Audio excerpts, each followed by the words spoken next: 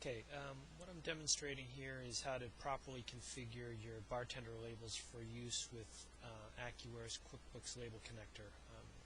As you've seen from other videos, what our software does is it rapidly pulls data out of QuickBooks and pulls the data into a screen and allows you to quickly deliver that data to bartender labels that you would design and properly configure. Now you can see here we have a drop down of a lot of different labels here. The reason those labels are appearing in that drop down is we have a setting in here under configuration where we can direct QuickBooks Label Connector to, in this case, look at the label samples folder in our install directory, and we do provide those samples with the software. So it's got a drop down all set to look at that particular folder.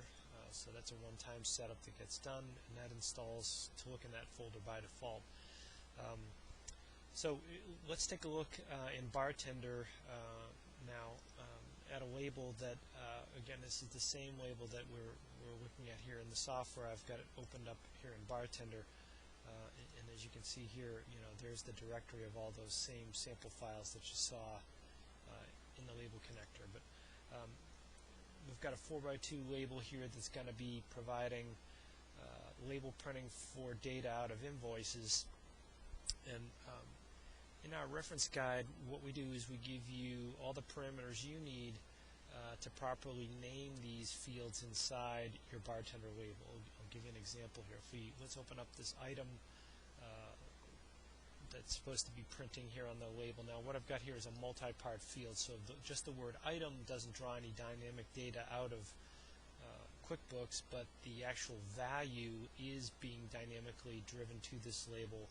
And as you can see here, I've properly named this inside Bartender to use this particular substring name in Bartender as the name of this field. So you can use Bartender has a very powerful interface for adding new values or selecting from a value that's already on the label. But basically, if this field is properly named inside the label, then QuickBooks Label Connector knows how to deliver dynamic data from the invoice to this item location.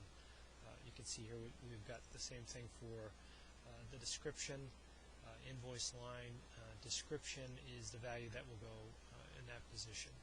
As you can see from our user guide, we provide you with information in the user guide as to how to properly name these fields.